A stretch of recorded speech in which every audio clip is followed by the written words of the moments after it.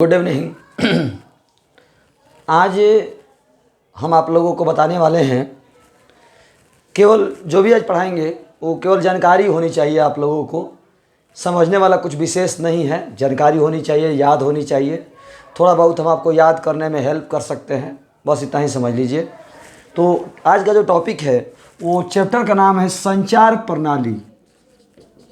ये modern physics का last chapter है, संचार प्रणाली, कम्युनिकेशन सिस्टम। कम्युनिकेशन सिस्टम, संचार प्रणाली को नॉर्मल भाषा में हम बात करें आप लोगों से तो संचार प्रणाली मतलब एक ऐसी सिस्टम जो बातचीत करने का सिस्टम है। एक आदमी का बात दूसरे जगह पहुंचाने का सिस्टम है, बातचीत करने का जो सिस्टम है।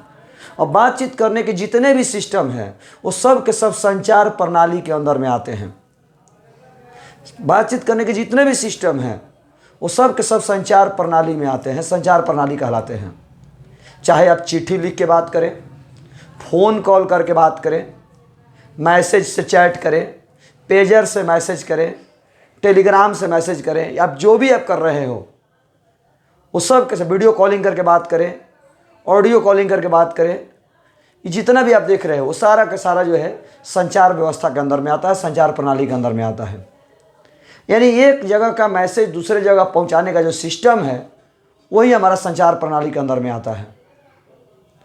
एक जगह का सिस्टम दूसरे जगह जो पहुंचाने का जो व्यवस्था है वही हमारा संचार प्रणाली के अंदर में आता है। संचार प्रणाली के 3 अवयव होते हैं, यानी बातचीत करने का जो सिस्टम आप बताए हमने आपको, संचार प्रणाली के 3 अवयव होते हैं। एक होता है ट्रांसमीटर, एक होता है ट्रांसमीटर, दूसरा होता है रिसीवर, तीसरा होता है कम्युनिकेशन चैनल। कम्युनिकेशन चैनल बहादुर, सीधा सीधी बात करें तो एक होता है भेजने वाला, एक होता है रिसीव करने वाला, ग्रहण करने वाला, और एक जिसके माध्यम से होकर जाता है। जो भेजता है वो ट्रांसमीटर है, जो ग्रहण करता है वो रिसीवर है, और जिसके माध्यम से होकर गुजरता है वो संचार चैनल है। जो भेजता है वो ट्रांसमीटर है, जो ग्रहण करता है वो रिसीवर है, और जिसके माध्यम से होकर गुजरता है वो हमारा संचार चैनल हुआ। हम फ़ोन कॉल करते हैं तो हम यदि फ़ोन कॉल कर रहे हैं तो मेरा ट्रांसमीटर हुआ, दूसरा कोई रिसीव कर रहा है रिसीवर हुआ, और हवा के माध्यम से होकर जा करके मेरी बातें पहुंचती हैं वो हमारा संचार चैनल हुआ। कोई भी सिस्टम में जो भेजता है वो ट्रांसमीटर, जो रिसीव करता है वो रिसीवर, और जिसके माध्यम से होकर गुजरता है वो हमारा संचार चैनल कहलाएगा। तो इस तरह से ट्रांसमीटर क्या है, तो केवल भेज दे उसको ट्रांसमीटर नहीं कहते। अब पॉइंट पर आते हैं हम लोग। केवल भेज दे उसको ट्रांसमीटर नहीं कहते, जो केवल ग्रहण करे उसको रिसीवर नहीं कहते। जो भेज दे केवल वो ट्रांसमीटर है नहीं, जो ग्रहण करे केवल वो रिसीवर है नहीं। बहादुर, समझने की जरूरत है। ट्रांसमीटर क्या है, तो किसी सूचना स्रोत से प्राप्त सूचना को, किसी सूचना स्रोत से प्राप्त सूचना को संशोधित करके जो भेजने योग्य बनाता है वो ट्रांसमीटर है। यानी केवल भेज देना ही ट्रांसमीटर का काम नहीं है, केवल भेज देना ही ट्रांसमीटर का काम नहीं है। पहले उसको भेजने योग्य बनाना है, पहले उसे भेजने योग्य बनाना है। और जब भेजने योग्य बना कर क्या भेजते हैं तो ट्रांसमीटर हैं आप। भेजने योग्य बना कर क्या भेजते हैं तो आप ट्रांसमीटर हैं।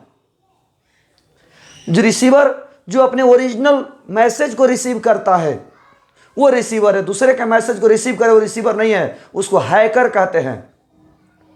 जो अपना मैसेज रिसीव करता है वही रिसीवर है, और जिससे होकर के जाता है वो संचार चैनल है। इसको आप नॉर्मल एग्जाम्पल समझिए।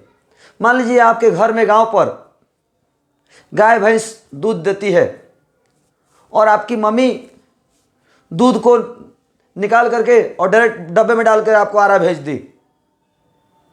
लेकिन जब वो दूध आपके पास आरा में पहुंचा तो कुछ गिर गया था, कुछ बर्बाद हुआ, और आपने जब गर्म किया तो सब फट गया, यानी टोटल दूध बर्बाद हो गया। तो यहाँ पर आपने वो सारी क्रियाएं की, भेजने का काम हुआ, ग्रहण करने का काम हुआ, सब काम हुआ, फिर भी यहाँ पर कोई ट्रांसमीटर कोई रिसीवर नहीं कहलाएगा। आप भी मम्मी को मना कर दीजिएगा कि नहीं मम्मी अब दूध मत भेजिए, सब बर्बाद हो जाता है। तब मम्मी क्या करती हैं, अगली बार दूध को गर्म करके पहले उसको उबालती हैं, उसको ठीक करती हैं, उसके बाद उसको एक डब्बे में विधिवत बंद करके, गिरे नहीं, टाइट कस करके पहले उसको भेजने योग्य बनाती हैं और तब उसको गाड़ी पर रख देती हैं, तब उसे गाड़ी पर रख देती हैं। वो गाड़ी वाला दूध को आरा लेकर के आता है और आप जाते हैं और गाड़ी पर से अपना कमंडल उतारते हैं, अपना डब्बा उतारते हैं। तो बहादुर मम्मी यहाँ पर दूध को उबाल करके पहले भेजने योग्य बनाई, तो मम्मी ट्रांसमीटर हुई। गाड़ी वाला दूध लेकर आया, वो संचार चैनल हुआ, और आप जा करके अपना कमंडल उतारे तो आप रिसीवर हुए। दूसरे का कमंडल उतारिएगा तो आप चोर कहलाएंगे। संचार की भाषा में उसको हैकर कहते हैं। जो दूसरे का मैसेज उतारता है, जो दूसरे का मैसेज चुराता है, उसको हैकर कहा जाता है। तो कुल मिलाकर के एक संचार चैनल के 3 अवयव हैं, एक ट्रांसमीटर, एक रिसीवर और एक संचार चैनल, कम्युनिकेशन चैनल, जो सूचना स्रोत से प्राप्त सूचना को संशोधित करके पहले भेजने योग्य बनाता है और फिर प्रेषित करता है, भेजता है, वो ट्रांसमीटर है। ट्रांसमीटर द्वारा भेजा गया सूचना सिग्नल जिस माध्यम से होकर के रिसीवर तक पहुंचता है, उस माध्यम का नाम है संचार चैनल। वो माध्यम कुछ भी हो सकता है, तार हो सकता है, हवा हो सकता है, आकाश हो सकता है। और रिसीवर जो सूचना स्रोत द्वारा ट्रांसमीटर द्वारा भेजा गया सूचना सिग्नल को संचार चैनल से उतारता है, ग्रहण करता है, वो रिसीवर है। इस प्रकार आपका जो है ट्रांसमीटर के संचार चैनल के संचार प्रणाली के 3 अवयव समाप्त हुए। इसके बाद कुछ छोटे छोटे टर्म हैं, छोटे छोटे कुछ पद हैं, उसके बारे में जानिए। जैसे पहला है ट्रांसड्यूसर। छोटे छोटे कुछ पद हैं, जिसमें पहला है ट्रांसड्यूसर। ट्रांसड्यूसर ट्रांसड्यूसर कुछ है नहीं, नॉर्मल सी बात है। ट्रांसड्यूसर एक ऐसा यंत्र है जो एक ऊर्जा को दूसरे ऊर्जा में बदलता है, बस। ट्रांसमीटर एक ऐसा यंत्र है जो एक ऊर्जा को दूसरे ऊर्जा में बदलता है। ट्रांसमीटर ऊर्जा प्रवर्तक के रूप में काम करता है, एक ऊर्जा को दूसरे रूप में बदल देता है। कोई भी एक ऊर्जा को दूसरे रूप में बदलने वाला जो सिस्टम है वो ट्रांसड्यूसर है। एक ऐसा यंत्र जो एक ऊर्जा को दूसरे ऊर्जा में बदलता है वो ट्रांसड्यूसर है। दूसरा है सिग्नल। सिग्नल बहादुर, सिग्नल आपके द्वारा भेजा गया सूचना का वैद्युत प्रतिरूप है। क्योंकि हम जब बोलते हैं, हम जब यहाँ से कॉल करते हैं, तो मेरा डायरेक्ट साउंड आपके पास नहीं पहुँचता। मेरा डायरेक्ट साउंड आपके पास नहीं पहुँचता। वो मेरे द्वारा जो भेजा गया साउंड है, पहले वो सिग्नल में कन्वर्ट होता है, उसको पहले भेजने योग्य बनाया जाता है, तब वो जाता है, वो सिग्नल जाता है। तो सिग्नल क्या है? तो सूचना स्रोत से भेजा गया सूचना का वैद्युत प्रतिरूप है। वैद्युत प्रतिरूप, इलेक्ट्रिक फॉर्म है वो। सूचना स्रोत से प्राप्त सूचना का वैद्युत प्रतिरूप है सिग्नल। सिग्नल। अगला जो आपका टर्म है बहादुर, शोर। शोर, शोर, नॉइज। ऐसे तो हम लोग शोर माने हाला गुला कहते हैं। शोर मतलब हाला गुला। कहीं भी कोई जाकर के हाला गुला कर रहा है तो शोर है। लेकिन सवाल है कि हाला कहते किसे हैं? समझने वाली बात है कि हाला कहते किसे हैं। हम हाला के बारे में जानेंगे तो हम लोग जानेंगे कि हाला गुला किसको कहेंगे, शोरगुल क्या है। तो हाला गुला बहादुर सोचने वाली चीज़ है कि हाला गुला होता क्या है। कुछ लोग कहते हैं हाला गुला का मतलब तेज आवाज़। नहीं, तेज आवाज़ हाला गुला नहीं है। शॉर्ट में डायरेक्ट बोले बहादुर, यदि कोई ऐसा साउंड हो रहा है जो अनावश्यक है, कोई भी साउंड जो अनावश्यक है, जो वहाँ नहीं होनी चाहिए थी, अभी हम पढ़ा रहे हैं आप लोगों को और बीच में कोई बेवजह सवाल पूछना शुरू कर दे, ऐसा सवाल जो यहाँ पर निरर्थक है, इसका मतलब वो हल्ला कर रहा है। यदि हम यहाँ आपको पढ़ा रहे हैं और आपको पढ़ाई के दौरान में कोई बेवजह सवाल पूछना शुरू कर दे, बेवजह बोलना शुरू कर दे, तो समझिए कि वो शोर कर रहा है, वो नॉइज कर रहा है, वही हल्ला गुल्ला है। मंदिर में कोई जाके पूजा कर रहा है और वहाँ पर कोई जाके गाना बजाना शुरू कर दे तो गाना बजाना भी शोरे हुआ। और यदि कोई डांस प्रतियोगिता हो रही है, वहाँ गाना बज रहा है और वहाँ कोई जाके घंटी बजाना शुरू कर दे तो उसको भी शोरे कहेंगे। कुल मिलाकर शोर का मतलब जो अनावश्यक है। अब मंदिर में घंटी जरूरी है और वहाँ पर आके बाजा बजा रहे हैं तो शोर है। जहाँ पर बाजा बजना जरूरी है वहाँ पर आप घंटी बजा रहे हैं तो भी शोर है। घर में कोई पूजा पाठ नहीं हो रहा है, कोई ज़रूरत नहीं है और वहाँ पर आप ला करके घंटी बजाना शुरू कर दे तो अभी शोर है। शोर का मतलब जो अनावश्यक ध्वनि है वो शोर है, हल्ला गुल्ला है। लेकिन यहाँ पर संचार में शोर क्या है? संचार में शोर किसको कहेंगे? तो यहाँ पर ध्वनि नहीं बहादुर कहता है कि संचार चैनल से होकर गुजरते समय, संचार चैनल से होकर गुजरते समय भेजी गई सूचना सिग्नल में, संचार चैनल से होकर गुजरते समय भेजी गई सूचना सिग्नल में बहुत सारी अनावश्यक सिग्नल मिल जाती हैं। संचार चैनल से होकर गुजरते समय भेजी गई सूचना सिग्नल में बहुत सारे अनावश्यक सिग्नल मिल जाती हैं, सिग्नल जुड़ जाती हैं।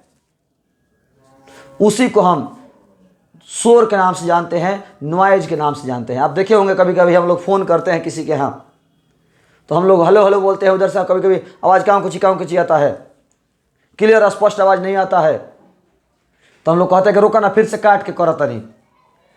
तो पहली बार क्या हो गया था? तो आपके साउंड में कोई अनावश्यक ध्वनि शामिल हो गई थी, अनावश्यक सिग्नल शामिल हो गया था जो शोर हो रहा था। फिर जब आप काट कर कॉल करते हो तो अबरी बार साफ आता आवाज तक, हाँ अबरी बार क्लियर आवता, मतलब अबरी बार शोर शामिल नहीं हो पाया। यानी ट्रांसमीटर द्वारा भेजी गई सूचना सिग्नल में संचार चैनल से होकर गुजरते समय जो भी अनावश्यक ध्वनि शामिल हो जाती है वही हमारा शोर है, वही हल्ला गुल्ला है, वही नॉइज है। अगला जो हमारा टर्म हम बात कर रहे हैं, छीणता। छीणता, एटेन्यूएशन, छीणता। बहादुर छीणता क्या है? कभी कभी आप नोटिस करिएगा जब आप फोन कीजिएगा ना तो आदमी सामने वाला कहता है कि बड़ा आवाज़ धीरे धीरे आवता। जब आप फोन करते हैं तो सामने वाला व्यक्ति कहता है कि थोड़ा तेज बोलिए, धीरे धीरे आवाज़ आ रहा है। तो सामने वाला व्यक्ति कहता है कि अब कितना तेज बोली, अब कितना चिल्लाएंगे, अब तो चिल्लाता नहीं। तो कहने का मतलब जब तेज वो बोल रहा है फिर भी आपको कम क्यों सुनाई दे रहा है? उसकी साउंड में कमी आ गई है, उसके सिग्नल में छीणता आ गई है। फिर आदमी कहता है कि रोका तो काट के करता नहीं। फिर जब अभी कॉल काट कर करता है तो दोबारा साउंड अब सुनाई देता होगा, हाँ अब के ठीक सुनाई देता। यानी कहने का मतलब हुआ कि संचार चैनल से होकर गुजरते समय, संचार चैनल से होकर गुजरते समय सूचना सिग्नल के तीव्रता में आने वाली कमी को ही छीणता कहते हैं। संचार चैनल से होकर गुजरते समय सूचना सिग्नल में आने वाली कमी को ही, आने वाली हरास को ही छीणता कहा जाता है। संचार चैनल से होकर गुजरते समय, संचार चैनल से होकर गुजरते समय सूचना सिग्नल की तीव्रता में आने वाली कमी को ही हम छीणता के नाम से जानते हैं। आने वाली कमी को ही हम छीणता कहते हैं। अगला जो आपका टर्म है वो थोड़ा सा समझिएगा। 3 टर्म को हम एक साथ समझाएंगे। अगला जो टर्म है 3 टर्म को एक ही साथ बताएंगे। प्रवर्धन, मॉड्यूलेशन और डीमॉड्यूलेशन। प्रवर्धन, मॉड्यूलेशन और डीमॉड्यूलेशन, ये तीनों को एक साथ समझिएगा। प्रवर्धन को एम्प्लीफिकेशन भी कहते हैं, अंग्रेजी में एम्प्लीफिकेशन। इसको आप ऐसे समझिए, दशहरा के छुट्टी में मेरा एक रिलेटिव मेरे घर आया था। कोई रिलेटिव मेरे घर आए थे दशहरा की छुट्टी में, और 2-4 दिन 10 दिन जब मेरे यहाँ रहे वो तो उनका तबीयत बहुत ख़राब हो गया। बात को समझिए, एग्जाम्पल को। दशहरा की छुट्टी में मेरे यहाँ कोई रिलेटिव आए थे और छुट्टी में उनका तबीयत मेरे यहाँ बहुत खराब हो गया, तो अब तो उनको उनके घर भेजना पड़ेगा। जो मेरे रिलेटिव आए थे उनको हम अब उनके घर भेजेंगे। तो उनके घर भेजने के दो साधन हैं, दो तरीका है। एक, हम उनका दवा बीरो करा करके यहाँ पर पहले ठीक कर दें, इलाज करा कर ठीक कर दें, और तब उनको भेज दें, इलाज करा कर ठीक कर दें, और फिर उनको गाड़ी धरा दे चले जाएंगे। एक तरीका ये हुआ। और दूसरा तरीका ये हुआ कि हम उनका इलाज नहीं कराएं, जितना बीमार है जैसे वैसे ही रहे, 2 आदमी साथ में भेज दें और कहें कि ले जाओ उनका छोड़ा हुआ घर है। ज़्यादातर आज के समाज में ऐसे ही लोग मिलते हैं, ज़्यादातर आज के समाज में ऐसे ही लोग मिलते हैं।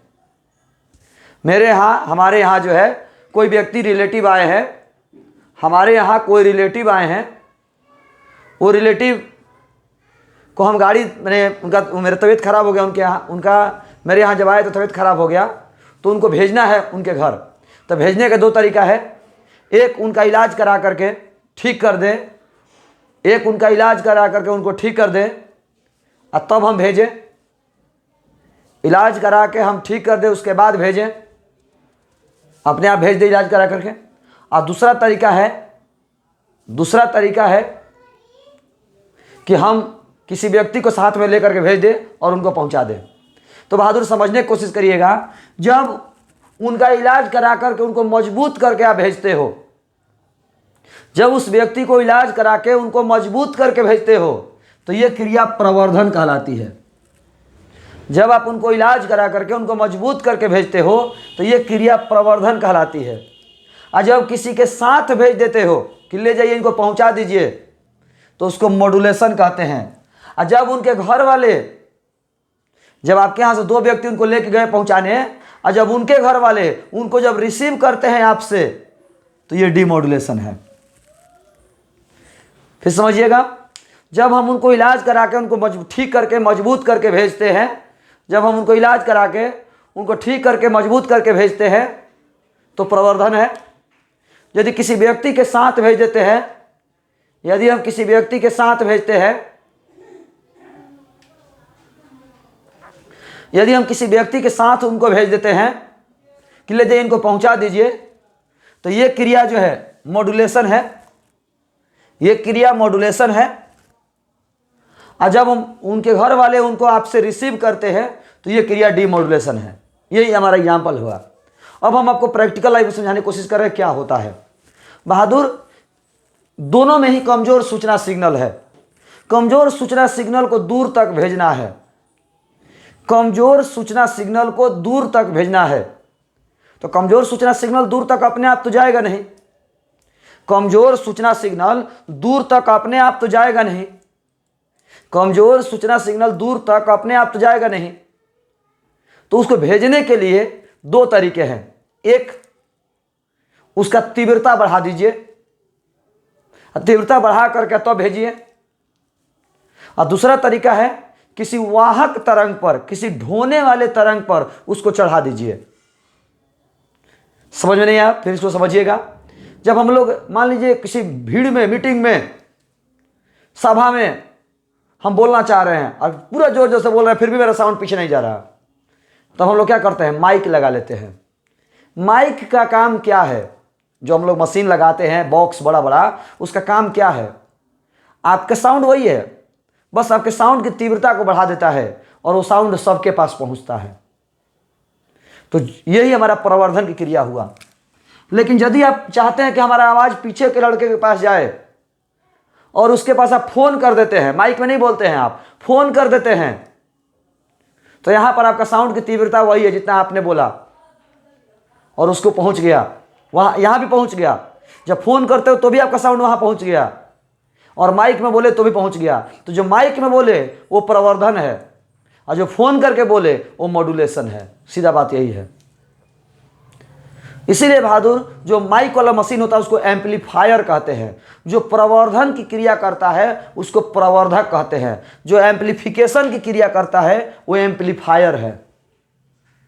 वह यंत्र जो कमजोर सूचना सिग्नल को दूर तक भेजने के लिए उसकी तीव्रता में वृद्धि करके भेजता है वो प्रवर्धक है, और इस क्रिया को प्रवर्धन कहते हैं। और कमजोर सूचना सिग्नल को दूर तक भेजने के लिए उच्च आवृत्ति के किसी वाहक तरंग पर अध्यारोपित कर देते हैं। कमजोर सूचना सिग्नल को दूर तक भेजने के लिए उच्च आवृत्ति के वाहक तरंग पर अध्यारोपित कर देते हैं, चढ़ा देते हैं। तो ये आपका मॉड्यूलेशन हुआ। कमजोर सूचना सिग्नल को दूर तक भेजने के लिए उसकी तीव्रता में वृद्धि करने की जो प्रक्रिया है वो प्रवर्धन है, और जो यंत्र करता है वो प्रवर्धक है, एम्पलीफायर है। और कमजोर सूचना सिग्नल को दूर तक भेजने के लिए उसकी तीव्रता उसको उच्च आवृत्ति के वाहक तरंग पर अध्यारोपित करने की जो प्रक्रिया है वो मॉड्यूलेशन है। हम आशा करते हैं आपको समझ में आया होगा। प्रश्न आता है मॉड्यूलेशन और प्रवर्धन में अंतर क्या है।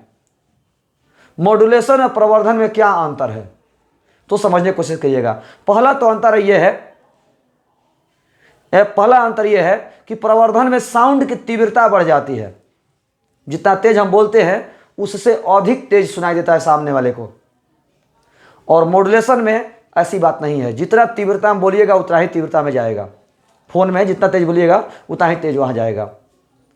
दूसरा अंतर यह है कि प्रवर्धन में जैसे जैसे दूरी बढ़ती है वैसे वैसे साउंड की तीव्रता घटता चला जाता है। आप भी जानते हैं, पीछे जितना बाजा से दूर जाइएगा ना आपका आवाज़ कम होता चला जाएगा। लेकिन मॉड्यूलेशन में ये बात नहीं है। आरा फ़ोन कीजिए उतना ही साउंड सुनाई देगा, गांव पर फ़ोन कीजिए उतना ही तेज सुनाई देगा, दिल्ली फ़ोन कीजिए उतना ही तेज सुनाई देगा। मेरा कहने का मतलब हुआ कि मॉड्यूलेशन में तीव्रता में कमी नहीं आती है, दूरी के साथ साथ तीव्रता में कमी नहीं आती है। लेकिन प्रवर्धन में जैसे जैसे दूरी बढ़ेगा वैसे वैसे तीव्रता कम हो जाती है। तीसरा अंतर, प्रवर्धन में ज़्यादा दूरी तक नहीं भेज सकते हैं। मान लो बाजा लगा के तू कितना दूर साउंड भेज सकता, 2 किलोमीटर, 4 किलोमीटर, 10 किलोमीटर, 20 किलोमीटर, कितना दूर संभव उतना नहीं है बाजा लगा करके। लेकिन फ़ोन करके आप अपनी साउंड को ऑल वर्ल्ड में भेज सकते हैं। मॉड्यूलेशन के माध्यम से, टीवी के माध्यम से, रेडियो के माध्यम से, सब मॉड्यूलेशन ही है। यहाँ पर साउंड को आप किसी भी जगह पर भेज सकते हैं। तीसरा अंतर। चौथा अंतर यह है कि प्रवर्धन में रिसीवर की जरूरत नहीं है। सबसे बड़ी बात, प्रवर्धन में रिसीवर नहीं चाहिए। मतलब हम माइक में बोलता नहीं तो तहारा सुने खातिर माइक ना चाहिए, कान खाली रहे के चाहिए, ठीक ठाक सुनाए लगी। प्रवर्धन में रिसीवर की जरूरत नहीं है। लेकिन मॉड्यूलेशन में हम यहाँ से फ़ोन कर रहे हैं तो आपके पास भी फ़ोन होना जरूरी है, तब वहीं आप सुन पाइएगा। हम वहाँ टीवी में बोल रहे हैं तो आपके यहाँ भी टीवी होना चाहिए, तभी आप सुन पाइएगा। तो रिसीवर होना जरूरी है मॉड्यूलेशन में, लेकिन प्रवर्धन में रिसीवर होता नहीं है। प्रवर्धन में कोई रिसीवर नहीं होता। और आखिरी अंतर बहादुर, प्रवर्धन में जब हम यहाँ से किसी को बोल रहे हैं और यहाँ किसी लड़के के पास बोल रहे हैं तो बीच वाले सब कोई सुनेगा। माइक में जब बोलेंगे, यहाँ से हम बोल रहे हैं कि पीछे वाले लड़के को कि आप क्या कर रहे हैं, हल्ला कर रहे हैं आप, तो बीच के सभी बच्चे भी सुनेंगे। लेकिन यदि हम यहाँ से फ़ोन करें, मॉड्यूलेशन की क्रिया करें और यहाँ से किसी लड़के के पास फ़ोन करके बोलते हैं पीछे वाले बेंच पर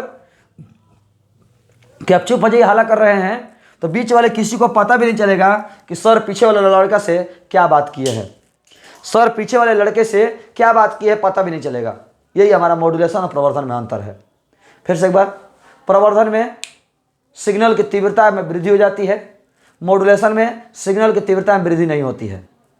प्रवर्धन में दूरी के साथ तीव्रता घटती चली जाती है, मॉड्यूलेशन में दूरी के साथ तीव्रता में कमी नहीं आता है। प्रवर्धन में अधिक दूरी तक क्रिया नहीं की जा सकती, प्रवर्धन में अधिक दूरी तक सिग्नल नहीं भेजा जा सकता। लेकिन मॉड्यूलेशन में कितना भी दूरी तक हम सिग्नल भेज सकते हैं। प्रवर्धन में रिसीवर की ज़रूरत नहीं है, मॉड्यूलेशन में रिसीवर की ज़रूरत पड़ती है। प्रवर्धन में रिसीवर की ज़रूरत नहीं है, मॉड्यूलेशन में रिसीवर की ज़रूरत है।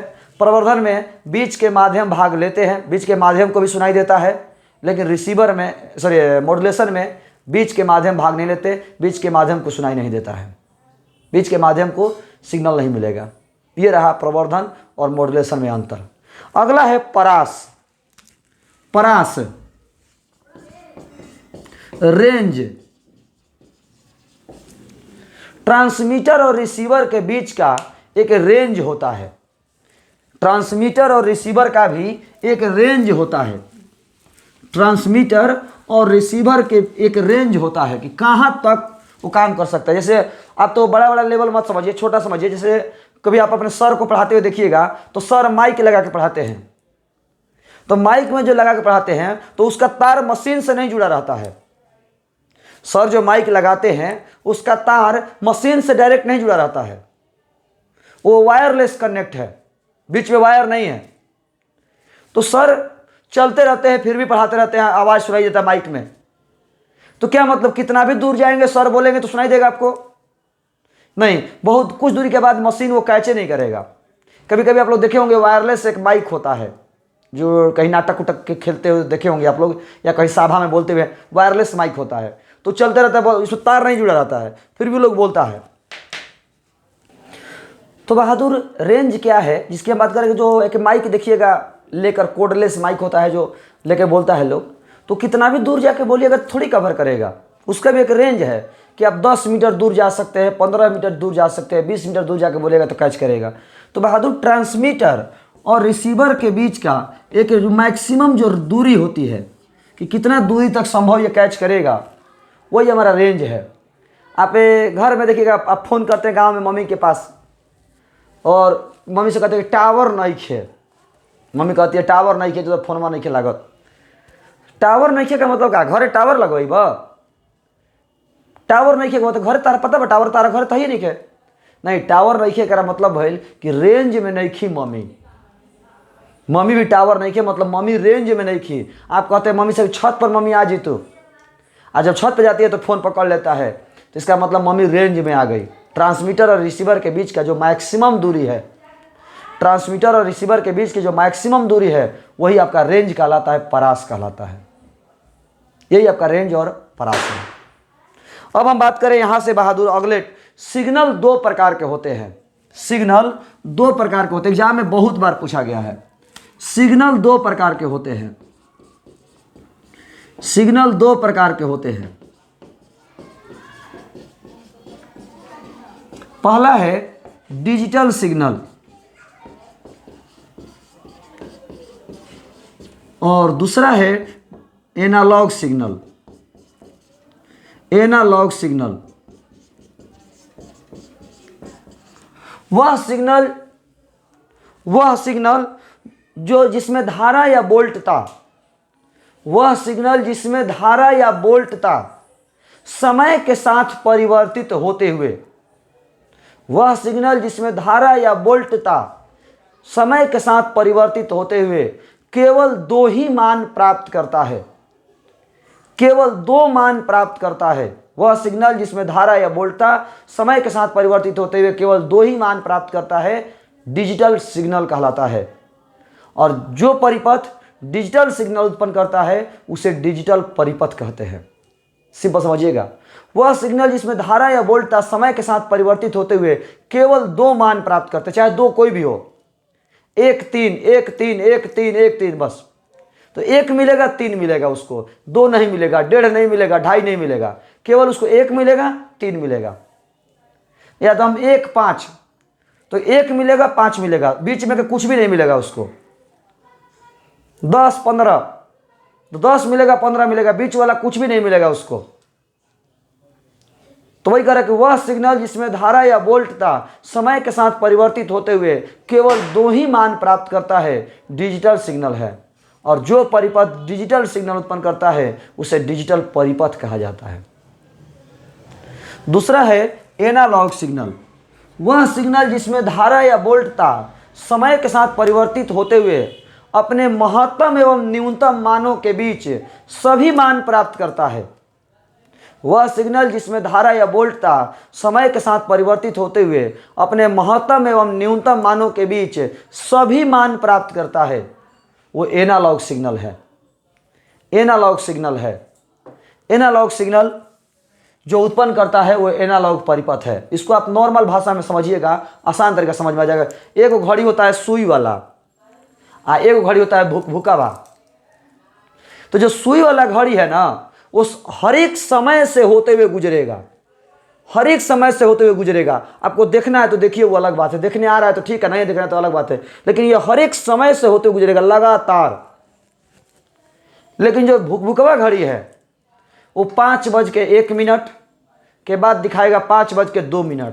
अब वो 1.5 मिनट, 1.25 ये सब नहीं दिखाएगा, समय 1 से 2 नहीं दिखाएगा, डायरेक्ट 5:01 से 5:02 या 5:01 फिर 2 सेकंड, लेकिन 1.5 सेकंड भी तो समय है ना, मिली सेकंड माइक्रो सेकंड जो समय है वो बीच वाला कड़ी नहीं दिखाता, डायरेक्ट दिखाता इसके बाद वो वाला।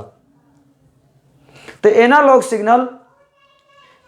सिग्नल की हम बात कर रहे हैं, तो जो महत्तम एवं न्यूनतम मानों के बीच सभी मान प्राप्त करता है वो एनालॉग है। डिजिटल सिग्नल जो अपने 2 ही मान प्राप्त करता है, महत्तम और न्यूनतम केवल 2 ही मान प्राप्त करता है, वो डिजिटल है। यानी कहने का मतलब समझने की कोशिश करिए एग्जाम्पल से कि डिजिटल सिग्नल में 0 और 5 प्राप्त कर रहा है तो केवल 0 और 5 प्राप्त करेगा, लेकिन एनालॉग सिग्नल में 0 और 5 प्राप्त कर रहा है तो इसका मतलब है कि बीच वाला भी सब प्राप्त करेगा, 1 2 3 4 सब। ये हुआ आपका एनालॉग सिग्नल। डिजिटल सिग्नल जिसमें महत्तम एवं न्यूनतम मानों के बीच केवल 2 ही मान प्राप्त करता है, डिजिटल सिग्नल। एनालॉग सिग्नल जिसमें महत्तम एवं न्यूनतम मानों के बीच के सभी मान प्राप्त करता है वो एनालॉग सिग्नल है।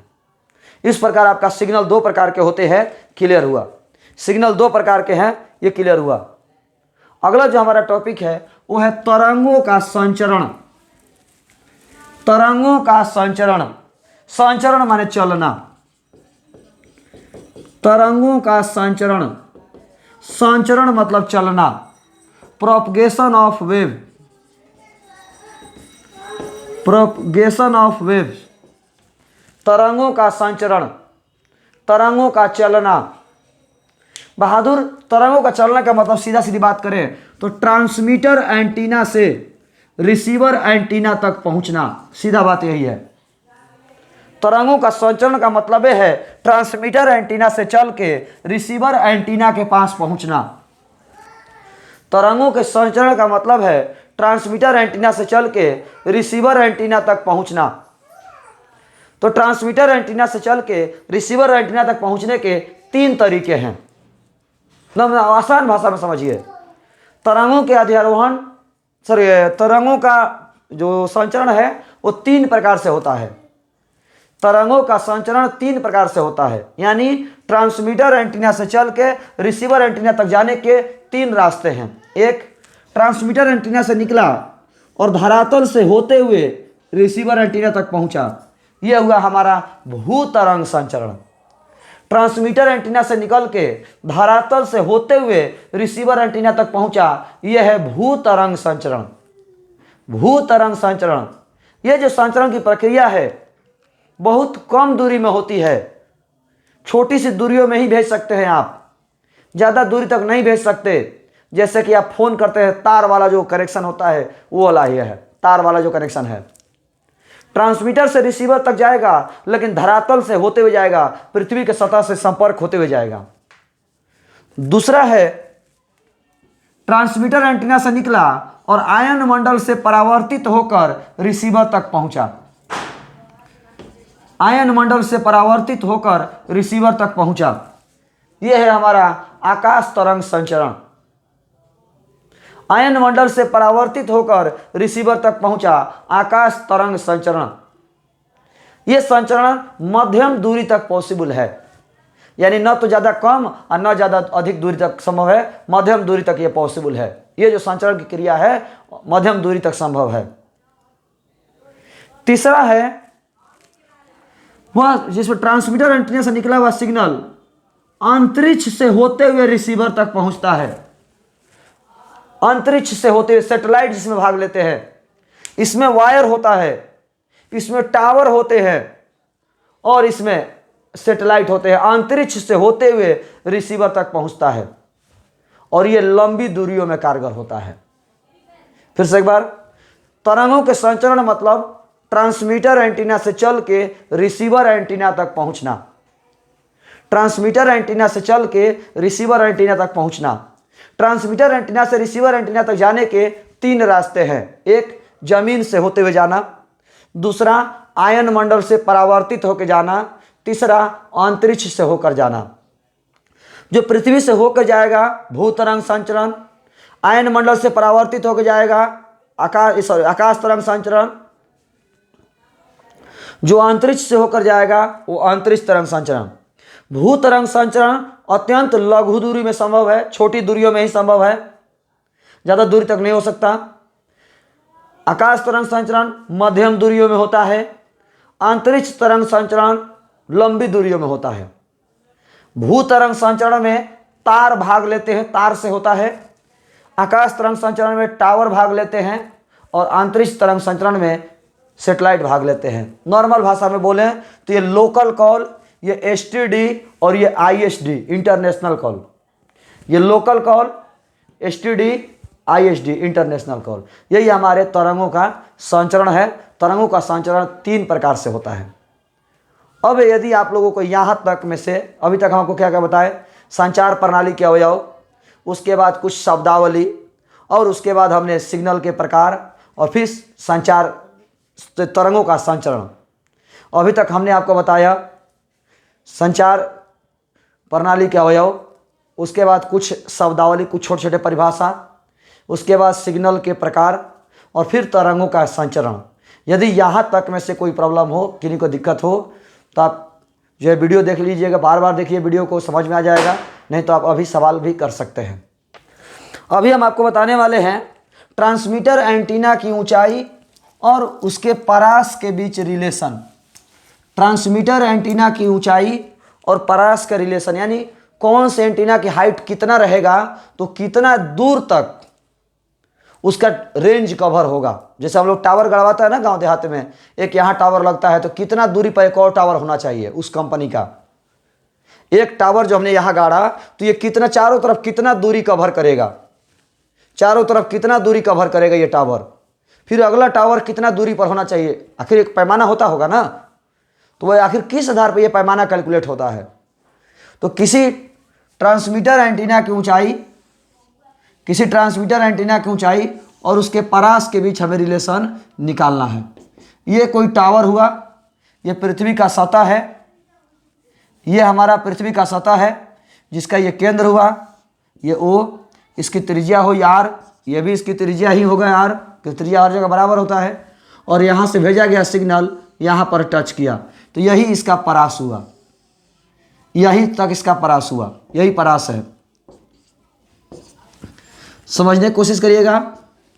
पृथ्वी के सतह ये दर्शाया हुआ है, पृथ्वी के सतह पर कोई एक इंच ऊंचाई का टावर लगा हुआ है T।